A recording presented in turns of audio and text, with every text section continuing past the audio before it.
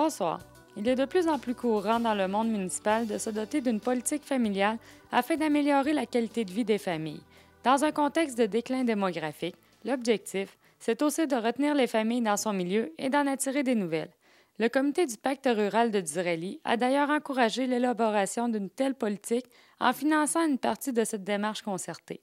Louise Nadeau, de la Société de développement économique de la région de Thetford, a rencontré les principaux intervenants impliqués dans ce dossier pour faire l'historique et le suivi de la première politique familiale de Disraeli, élaborée entre 2005 et 2007. Monsieur Rousseau, le CPE Parc-en-Ciel a eu le mandat de réaliser la politique, d'élaborer une politique municipale familiale dans Disraeli. Mais qu'est-ce qui a mené à cette initiative-là? Comment c'est né? OK. Bien, au niveau du pacte rural, la Ville avait décidé d'y aller avec une politique municipale familiale. Et finalement, pour avoir le pouls des jeunes familles, tout ça, bien, se sont tournés vers le CPE pour coordonner là, la démarche où il y avait bien sûr là, les conseillers municipaux, le maire qui participaient. Donc, de coordonner la démarche, d'avoir le pouls des familles. Fait que c'était le rôle là, du CPE dans cette démarche. Okay. C'est très tendance en ce moment de se doter d'une politique municipale familiale, mais pourquoi on fait ça? C'est quoi l'intérêt d'un milieu à avoir une politique familiale? Bien, je pense que maintenant, au Québec, on met l'emphase beaucoup sur la famille. On a vu beaucoup de programmes, là, en termes, entre autres, les CPA. Puis les municipalités, bien, leur façon de s'impliquer au niveau de la famille, c'est les politiques familiales, puis les politiques familiales qui peuvent toucher là, différents points là, dans la vie municipale. C'est quand même un travail d'élaboration qui est ardu. Hein? Ça se fait pas là, sur le coin d'une table, on rédige un document. Comment on procède, justement? Il y a une façon de faire même qui est un peu obligatoire, qui provient du ministère de la Famille. C'est quoi la démarche souhaitée? Oui, bien en fait, c'est ça. On a un canevas à suivre là, au niveau du ministère de la Famille. Par contre, là, si on résume, c'est bien sûr de faire un comité de travail, un comité de travail qui va avoir aussi des jeunes familles. Il faut définir c'est quoi qu'on veut donner comme sens au mot famille dans notre municipalité. Par la suite, il faut aller sonder les gens, de bien décrire aussi c'est quoi notre municipalité pour bien la connaître au niveau des familles. Puis un sondage là, qui permet d'aller chercher les besoins, puis c'est à partir de ça qu'on élabore la politique. Et qui était assis principalement autour de la table quand vous parlez du comité de travail qui a bûché là-dessus là, pendant quelques années? Bien, des représentants du conseil municipal, représentants du pacte rural, des représentants du CPE et des représentants de jeunes familles. Donc, c'est ces gens-là qui se retrouvaient autour de la table là, à un moment ou l'autre de la démarche. Et une des premières tâches, c'est justement d'aller sonder les besoins du milieu. Comment vous avez procédé, justement? OK. Alors, on a fait un sondage qui a été distribué par la Poste. Et puis, les gens avaient différentes façons de nous le retourner, là, soit par Internet ou par des dépôts de courrier. Et puis, ça nous a permis là, de faire un premier tour là, de ce qu'étaient les besoins là, que les familles nous identifiaient. C'est sûr que par le sondage, on reçoit les réponses de tout le monde, c'est bien sûr. Et est-ce que la participation des familles, justement, au sondage a été bonne? Oui, ça a été bien correct. Là, on aurait aimé en avoir plus encore, mais bon, il y avait une période de l'année où on l'avait passé qui n'était peut-être pas l'idéal, mais ça nous a quand même permis de dégager des tendances. Là. Et justement, qu'est-ce qui est ressorti là? Qu'est-ce qui sautait aux yeux à la lecture là, des documents? Bien, c'est sûr que c'était très varié. Là. J'ai juste identifié quelques champs d'intervention, mais il y en avait dans l'urbanisme, l'habitation, la sécurité, le loisir, l'information, le soutien aux organismes communautaires et familiaux, puis dans le transport. Donc, il y avait vraiment des éléments qui touchaient à peu près tous les secteurs qu'une municipalité doit toucher. Fait que pour nous, ça, c'était super intéressant parce qu'on n'allait pas cibler juste un domaine, mais qu'on allait travailler sur tous les domaines. C'est sûr que beaucoup dans les loisirs, l'aspect piste cyclable ressortait beaucoup, puis sécurité là, relié à ça. Et tout le projet aussi de créer une plage avec un parc public, là, ça sortait beaucoup chez les jeunes familles. Dans les autres éléments qui sortaient, c'était beaucoup de donner une vision communautaire aux loisirs aussi, plus une participation avec des acteurs du milieu, organisateurs communautaires. En tout cas, ça reste à définir, mais on sentait beaucoup là, cet impact-là. On sait que le secteur ici de d'Israéli et des villages environnants est reconnu comme un secteur en difficulté. Est-ce que, justement, ça teinte le portrait qui est ressorti du milieu? Bien, c'est sûr que dans le portrait sociodémographique, où on sentait là, ces éléments-là. Par contre, dans le plan d'action, je ne pense pas que les éléments soient bien différents des autres politiques municipales. Les gens sont allés avec leurs besoins, puis de pouvoir faire en sorte que les familles soient bien là, dans leur collectivité. D'ailleurs, un des besoins qui ressort toujours très fort partout dans tous les milieux, là, que ce soit un milieu défavorisé ou plus favorisé, c'est la question du loisir. Oui. En fait, là, nous, le loisir, c'est beaucoup détaillé en fonction de l'aménagement de la plage, puis pistes cyclables. Alors ça, c'est vraiment là, les éléments qui ressortaient là, nettement là, dans le sondage. C'est quoi les conditions de succès d'une politique municipale familiale? Bon, c'est un beau document qui exprime des besoins, des orientations précises pour soutenir la famille, mais qu'est-ce qui fait que dans un milieu, ça va porter fruit? Bien, en fait, je pense qu'on avait un élément intéressant. On a eu la participation des gens via le sondage. Tout ça, les familles ont participé lors de la consultation. Fait que ça, c'est primordial. Il ne faut pas que ce soit juste les idées de quelques individus, mais les idées de l'ensemble, de la majorité des familles. Par contre, après, bien, une fois que ça s'est monté, c'est sûr que la Ville, ils doivent faire en sorte qu'à chacune des décisions qu'ils prennent, ils regardent si ça touche la famille. Puis ça, c'est dans tous les secteurs. On est porté souvent à penser seulement aux loisirs, mais c'est vraiment dans tous les secteurs, la sécurité, le transport. Alors vraiment d'avoir un regard, quand on prend une décision, c'est quoi l'impact sur les familles et que le plan d'action qui est mis en place dans la politique familiale, bien vraiment d'en faire une priorité. Alors là, ce qu'on souhaite, c'est sûr, c'est que ça aille de l'avant puis que la municipalité fonce là-dedans pour réaliser là, ses objectifs. Et quand on parle de famille ici à Disraeli, vous englobez les gens de quelle génération? Parce que ça peut être très, très large aussi, la famille.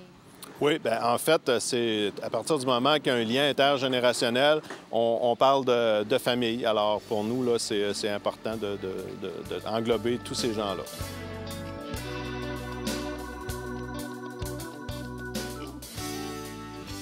Monsieur Vallière, vous êtes président du Centre d'entraide de la région de Disraeli, mais vous êtes aussi un membre actif du comité du PAC rural là, depuis le début de la politique nationale de la ruralité en 2002.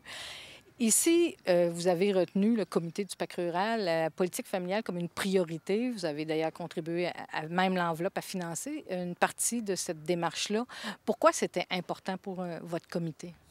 Bon, parce que d'abord, Disraeli, c'est un village où les personnes sont très vieillissantes. Il faut assurer la relève, il faut essayer d'attirer des jeunes familles. Puis pour les attirer, bien, il faut offrir certains services. Puis, donc, c'était important de développer une politique qui permettait d'intégrer des activités pour les jeunes, ce qui manquait un petit peu à Disraeli, là. Alors, c'était... le but, c'est d'amener des jeunes familles à Disraeli. Bon, vous êtes engagé bénévolement là, au sein du Centre d'entraide de la région de Disraeli, qui, on peut dire, qui est un lieu qui offre quand même beaucoup de services aux familles de la région de Disraeli et des paroisses environnantes. C'est quoi les services principaux qui sont donnés dans cette bâtisse-là pour les familles? Bon, au niveau du CRD lui-même, là, il y a les cuisines collectives où on aide les gens un peu plus démunis à s'organiser au niveau alimentaire. Le développement des cuisines collectives a aussi amené le développement des aliments qu'on fait conjointement avec le CLSC, qui est exclusivement pour développer un niveau alimentaire au niveau des jeunes mamans. Alors ça, c'est un premier des services.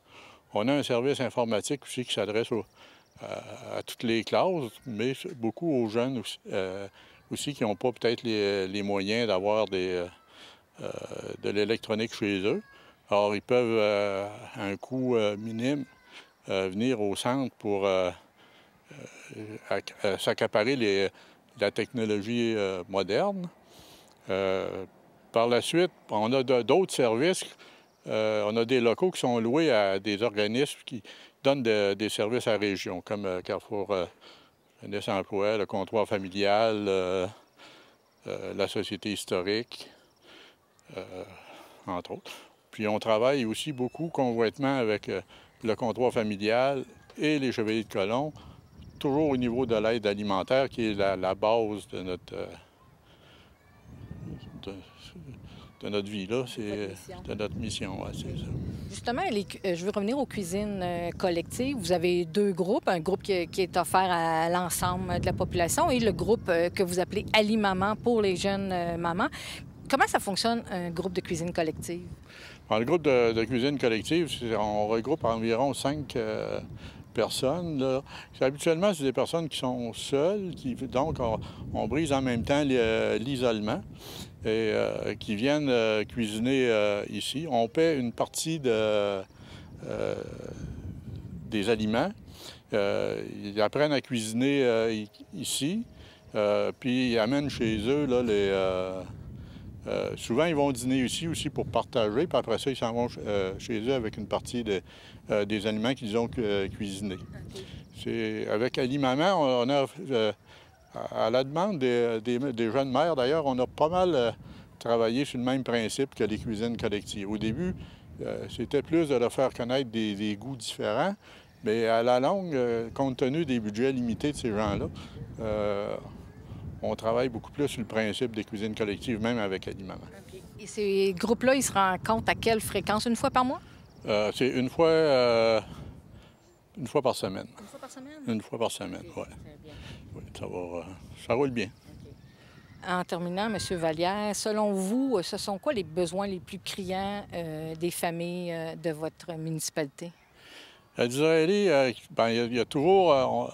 On se rend compte que les fins de mois sont toujours difficiles. Et de plus en plus, là, depuis que l'emploi à Disraeli même a diminué depuis un certain nombre d'années. Donc, on se rend compte que les fins de mois sont difficiles. Donc ça reste une majeure. On se rend compte aussi qu'au niveau... on est en train de travailler sur un nouveau programme, peut-être, là, parce que on se rend compte que les jeunes qui rentrent à maternelle ont un déficit par rapport à la moyenne provinciale au niveau approche des livres, de la lecture d'affaires-là. Donc, on va travailler là-dessus au cours des prochaines années. Là. Okay. On c'est plusieurs organismes ensemble? C'est-à-dire que la commission scolaire des APH, elle a reçu un montant pour coordonner. Là. Oui. Donc, avec eux autres, on va... planifier une façon d'aider ces gens-là. Là. On a déjà des demandes de soumis à l'agence. On espère qu'ils vont comprendre. Vous parlez de l'agence de santé de services sociaux. Oui, qui doivent... où on leur a demandé de l'argent pour subventionner ce projet-là. C'est sûr que le projet est important, puis il faut que la subvention vienne. S'il n'y a pas de subvention, il n'y a pas de programme. C'est clair et net. Nous autres, on ne vit pas de l'air du temps. Là. Donc, fait qu'il y a beaucoup de pain sur la planche pour une organisation comme la vôtre. Oui, on pourrait... C'est sûr qu'à partir... Tu sais, une organisation comme la nôtre, elle doit toujours s'occuper aussi de son financement. Là. Si on avait un financement assuré par les différents programmes gouvernementaux, ça nous permettrait de développer plus de programmes. Mais comme il faut se débattre pour se financer, bien, on a moins de temps de développer des programmes.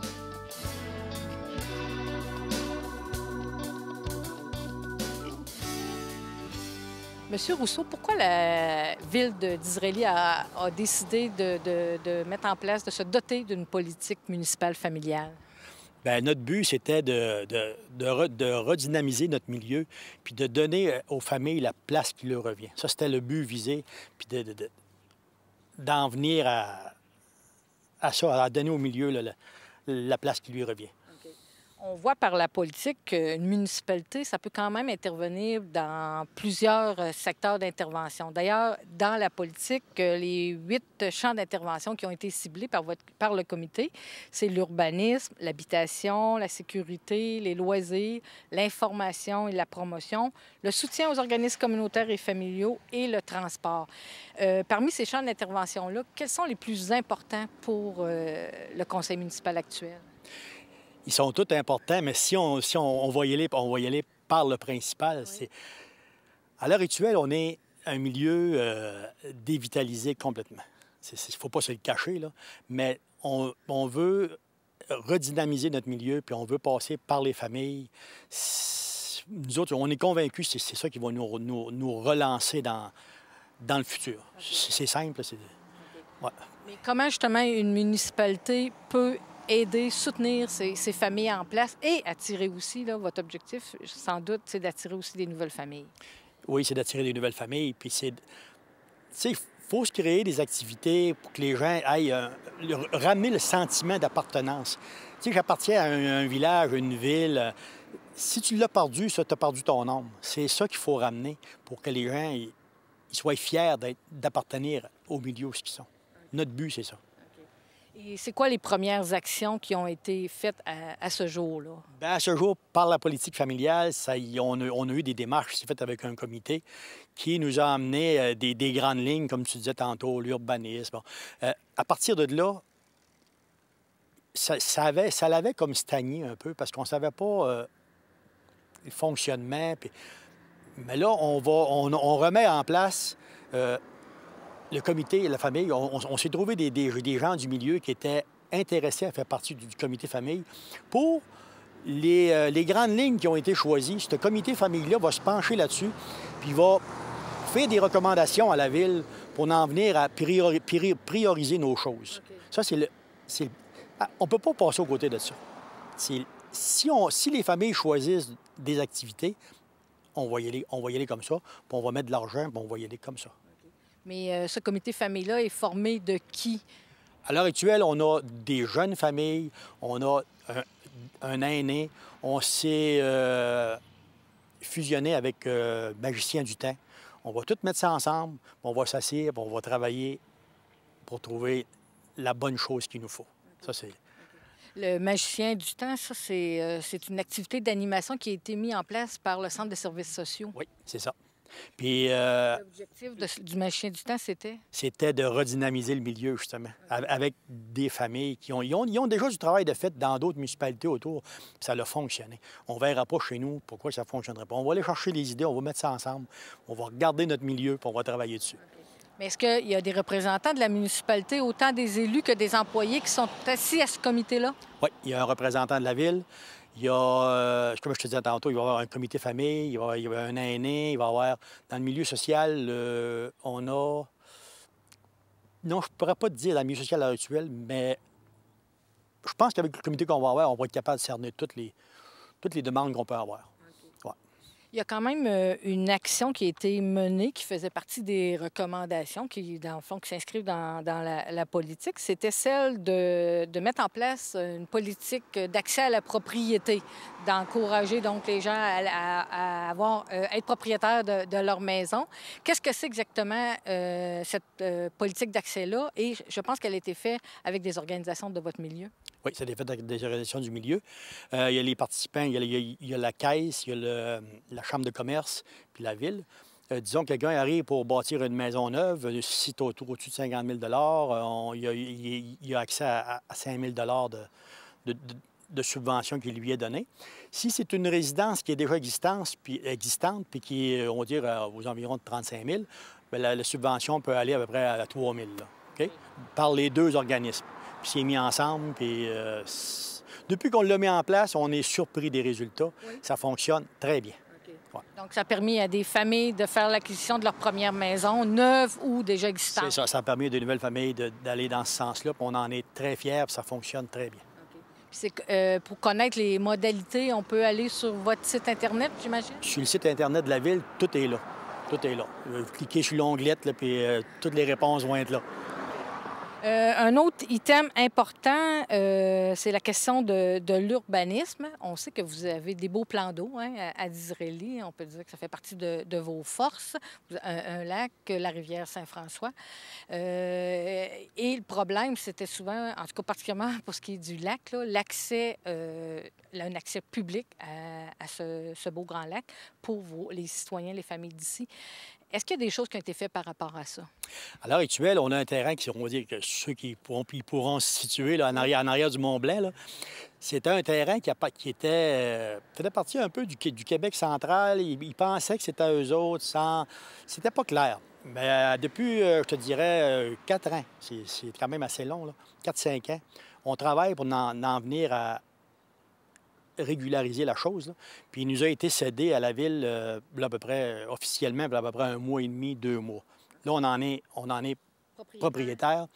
Puis dans le futur, il y a un plan qui va se faire de ça. Puis le parc va être aménagé selon... On veut, tout ce qu'on veut, on veut ramasser des gens du milieu, se pencher sur c'est quoi qu'on vise comme parc pour qu'il soit le mieux adapté à notre milieu. À partir de là, on va se faire un plan, puis on va fonctionner par étapes pour en venir à avoir un parc qui va être fonctionnel pour tout le monde. Tous les âges, les gens vont aller là. On veut que ce soit il y a une place pour aller s'asseoir, relaxer. Les enfants, ils auront des jeux. On veut que ce soit familial, tout en étant qu'on ait une belle présentation. Okay. Est-ce que ça veut dire qu'il va y avoir une plage publique aussi? Il va y avoir une plage publique qui va être aménagée. Puis on espère qu'on va être capable de tout faire ce qu'on veut faire en se conformant à tous les paquets de règlements qu'il y aura autour de ça. Maintenant que vous êtes propriétaire, tout nouvellement propriétaire de la ville, est-ce qu'on peut penser que ce parc-là, cette plage-là, pourra être ouvert l'an prochain, en 2010, ou c'est trop tôt? On espère... Notre but, là, c'est de commencer, comme je te disais tantôt, ramasser les gens du milieu, se faire une idée vraiment de ce qu'on veut pour être sûr que l'argent qu'on va injecter là, parce qu'on sait au départ que ça va nous coûter bien 1 million, 1,5 million, on ne se fera pas de peur, là. Puis on espère de pouvoir commencer par étapes le printemps prochain, c'est sûr, sûr, sûr. Il y a de l'ouvrage à faire avant. On va la faire durant la période hivernale pour en arriver au printemps, être capable de dire, OK, on commence. C'est d'aller acheter des subventions aussi. Hein. C'est sûr que ça fait partie du projet, là. Mais on aimerait ça au printemps commencer vraiment à développer comme il faut ce parc-là. Est-ce que ça représente une grande superficie? Vous dites que c'est le terrain situé à l'arrière du Mont-Blanc. Oui, c'est la superficie exacte. Je ne pourrais pas te le dire, là, mais c'est un assez grand terrain pour faire de quoi de beau. Okay. Ouais. Ça, c'est une bonne nouvelle pour Disraeli. C'est une très bonne nouvelle. On attendait ça, nous autres, ça faisait des années. On se dit, avec ce parc-là, ça va nous mettre sur la map. Tu sais, les gens vont passer sur la route 112. Le monde attire le monde. Bien, ils vont voir du monde. Ils vont arrêter, ils vont regarder le lac, ils vont trouver ça beau. Puis si jamais on a un investisseur qui trouve ça assez beau pour dire « Moi, ici, je mets de l'argent », ça va être un summum. Okay. Il y a d'autres parcs aussi dont vous allez faire des améliorations importantes parce que vous venez, ça c'est une réponse qui est officielle, vous avez eu là, au cours de l'été, dans le cadre d'un programme provincial, fédéral, des fonds pour améliorer vos parcs. Est-ce que vous pouvez nous décrire les travaux qui vont être faits? Et ça, on a eu 590 000, admettons 600 000. Là. Ça, c'est sûr qu'il y a l'aréna qui est le toit va être rénové parce qu'il coulait l'eau. L'asphalte dans la cour de l'aréna, ça fait partie du projet. On a un sentier pédestre sur le bord de la rivière Saint-François. Il y a environ 6 km. Puis l'hiver, il va servir de piste de ski de fond. On a le parc Dion, on va dire, du côté Champagnat, qu'on avait un chalet qui avait passé au feu, chalet de service.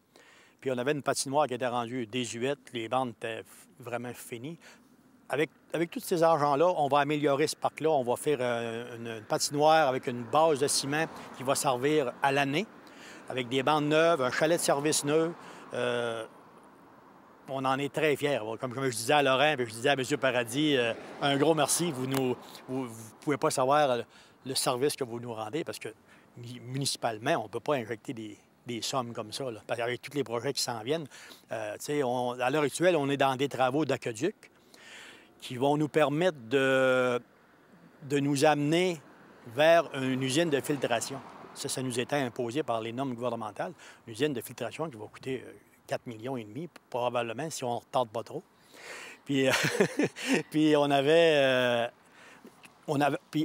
ce qu'on vise de ces travaux-là aussi, c'est qu'on a des déversements au lac à l'heure actuelle de nos systèmes d'égouts qui ne fournissent pas parce qu'on ramasse beaucoup de pluvial. Les travaux qu'on fait à l'heure actuelle, c'est pour diminuer notre pluvial, pour empêcher qu'on ait des déversements au lac à cause des algues bleues, on sait les cyanobactéries, tout ce qui s'en vient. Bien, notre but visé dans les années à venir, c'est de diminuer puis pratiquement éliminer nos rejets au lac pour rendre ça encore plus conforme puis se conformer pour l'avenir. Okay. Ça, c'est des projets qu'on a. Et est-ce qu'il va y avoir aussi des améliorations au parc Saint-François? Le parc Saint-François, la piste de ski de fond va être là. Okay. Le sentier pédestre aussi? Le sentier pédestre va être là aussi, oui. Okay. Ouais. Ça, ces travaux-là, ils sont effectués là, Ça va être effectué là, au cours de l'automne. Même que les architectes nous ont donné des plans pour l'aréna puis la cour. Là. Non, ça va se faire là, plus vite possible pour qu'on donne ça aux gens le plus vite possible. Il y a un autre élément aussi qui ressort dans votre politique, c'est toute la question des loisirs. D'ailleurs, dans toutes les politiques familiales, la place des loisirs est importante pour les jeunes familles. Par rapport à ça, est-ce qu'il y a des actions de prévues? À l'heure actuelle, comme je te disais tantôt, nos familles ne se sont pas penchées sur le projet comme tel. Mais c'est sûr que ça va faire partie de ça, là, comme l'animation au centre-ville. Nous autres, je sais qu'on vise, qu'on aimerait qu'on aurait 4 petites fêtes, une par saison, puis réanimer notre centre-ville, puis, tu sais, qu'on ait du plaisir à y aller, puis qu'on se sente chez nous. C'est ça le but, là. Mais vous attendez donc que les priorités viennent du comité famille? Oui, c'est ça, c'est officiel. On veut pas imposer des choses, on veut se les faire imposer. Comme ça, on va être sûr qu'on va le mettre à la bonne place. Et finalement, il y a d'autres questions aussi qui apparaissent dans la politique, c'est celle de la sécurité, pardon, que rendre vos lieux publics plus sécuritaires pour les jeunes, pour les familles, pour les aînés aussi. Est-ce qu'il y a des actions précises par rapport à ça? Bien, déjà, on a commencé autour de nos écoles on a sécurisé les zones encore plus là, pour rendre ça, pour être sûr que les étudiants, les jeunes étudiants, quand ils sont autour de l'école, c'est sécuritaire. Comme tel, d'autres choses, vraiment, non, mais comme je te dis, ça va découler de la politique. On va voir ce qui va en sortir. Puis la Ville est prête à aller de l'avant là-dedans. Là. Puis je pense qu'on est en bonne position pour tenir les projets que les familles vont nous soumettre. Mais c'est quoi les défis principaux? À quelles conditions vous allez réussir là, à relever votre milieu au cours des prochaines années? C'est sûr que ce n'est pas une question de mois, c'est du travail à moyen et à long terme. Mais c'est quoi toutes les conditions à réunir pour réussir à revitaliser la ville de Disraeli et le secteur? C'est un gros contrat, ça, là. Fait que je pense que moi, le but que j'aimerais qu'on réussirait à faire, c'est tout le secteur sud. On ne peut pas réussir tout seul à revitaliser un milieu si autour de nous autres, il n'y a pas de gens qui embarquent. C'est un gros travail qui va se faire, là.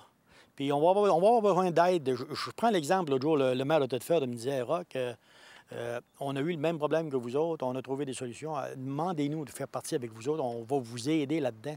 Ça va prendre de l'aide parce que c'est pas évident d'arriver et de dire on va faire des choses si on n'a pas quelqu'un qui vient nous conseiller dans une voie à suivre. Là. C'est comme... à l'heure actuelle, on se parle, puis on parle on parle quasiment dans le vide parce faut trouver des solutions.